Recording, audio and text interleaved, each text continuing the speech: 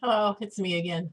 I've been trying to bring supplies into where my web camera is to be able to do these videos. I know it's very basic, kind of archaic. I'm not very techy. I'm trying to do with what I have, just like we have to do if we rely upon our storage. Sometimes we have to make do with what we have.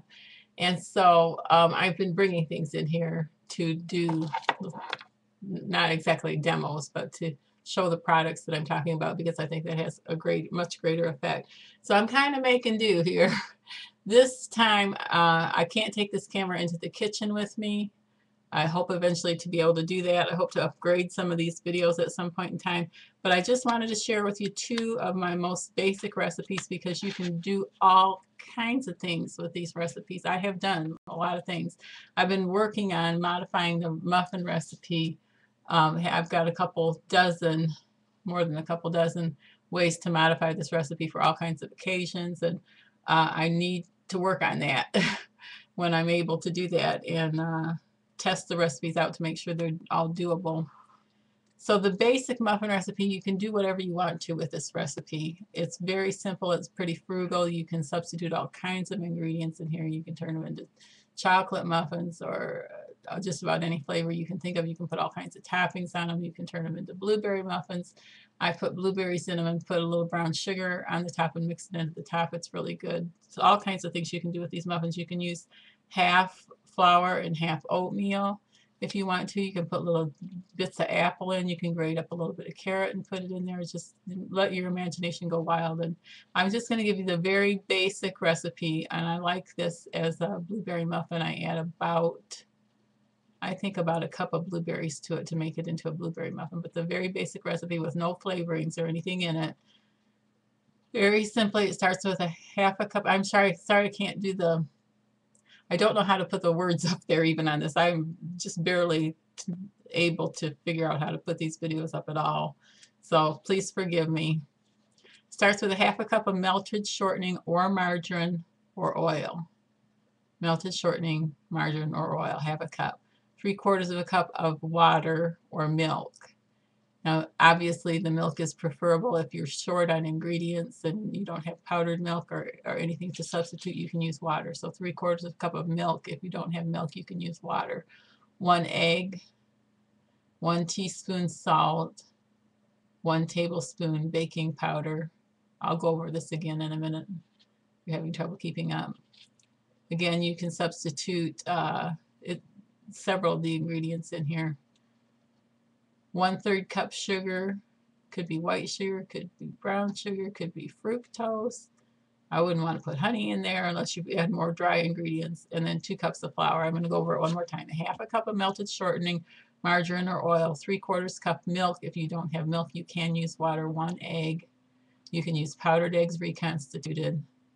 A teaspoon of salt, a tablespoon of baking powder, 1/3 cup of sugar, and 2 cups of flour. And basically, you just add all the ingredients together, and I always put the flour in last after everything else has been put in.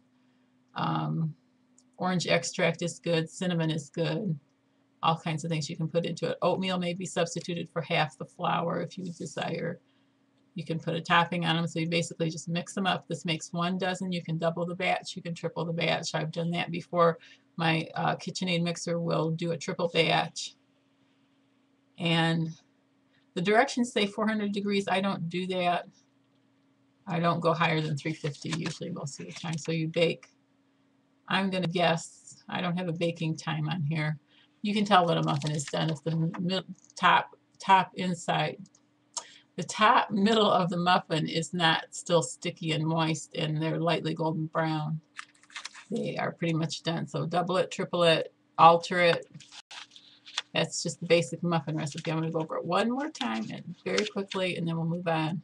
Half a cup of melted shortening margarine or oil, 3/4 cup milk or water, 1 egg, 1 teaspoon salt, 1 tablespoon baking powder, 1/3 cup sugar, 2 cups flour, or that can be half oatmeal if you want. The next recipe is one that I had a ball with before Christmas time because I dragged everything out, dragged my KitchenAid mixer out, got this recipe out, and I just made batch after batch of cookies. When I got done with the cookies, I made a triple batch of blueberry muffins. And I didn't even clean my mixer bowl in between because the ingredients were all compatible.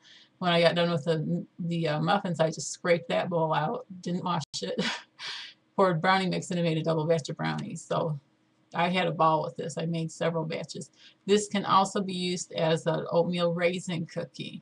You just omit the chocolate chips, put in as many raisins as you want, or as few raisins as you want if you're trying to be frugal, and probably about a teaspoon of cinnamon. You can do that more or less according to your taste.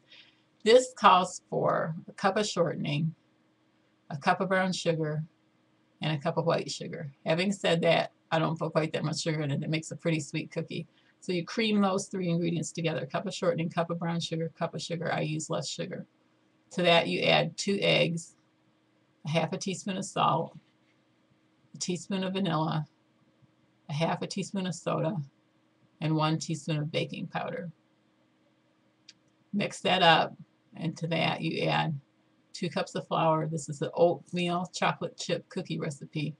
2 cups of flour, 6 ounces of chocolate chips. You can use 12 if you use the bigger package if you desire, and 2 cups of quick oats. I'm going to go over that real quickly one more time. It's very easy.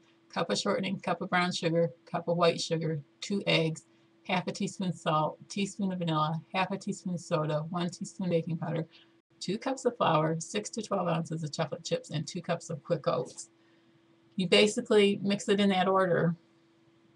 The first 3 ingredients, then the eggs, vanilla, baking powder, soda, salt, and then lastly you're going to add the same order that it was given: 2 cups of flour, chocolate chips, and the oatmeal.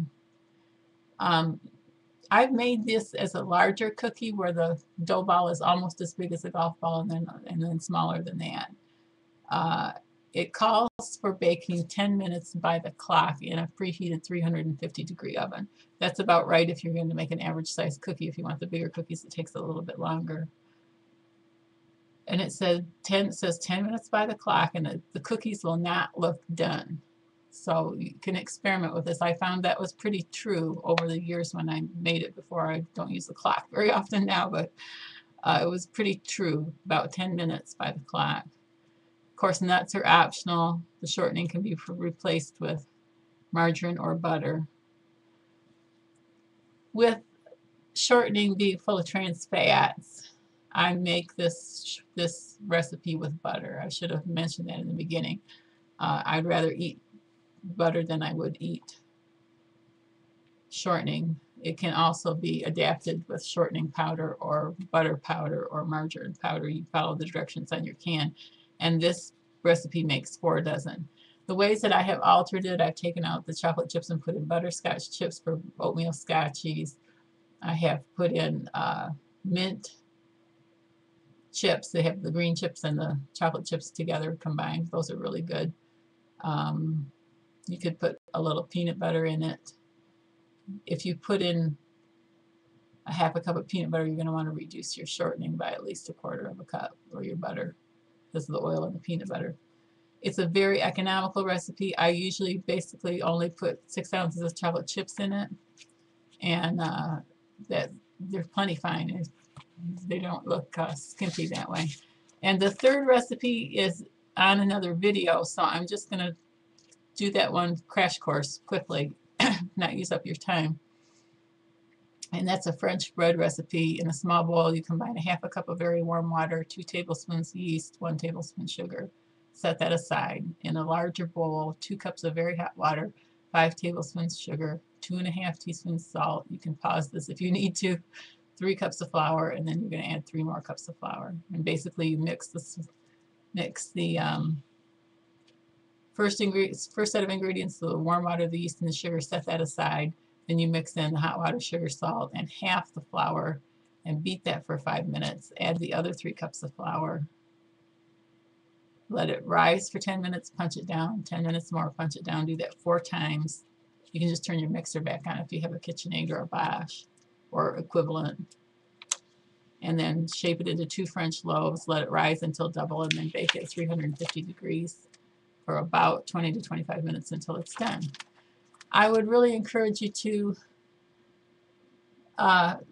if you don't do a lot of baking or haven't done a lot of baking, I would really encourage you to kind of get your feet wet a little bit and try these things out. Not necessarily my recipes, but just try some recipes out so you know you have some very basic recipes that you can fall back on.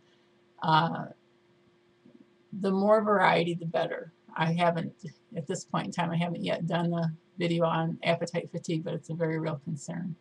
So until next time, try those out and see how you like them. I really love them. Have a great day.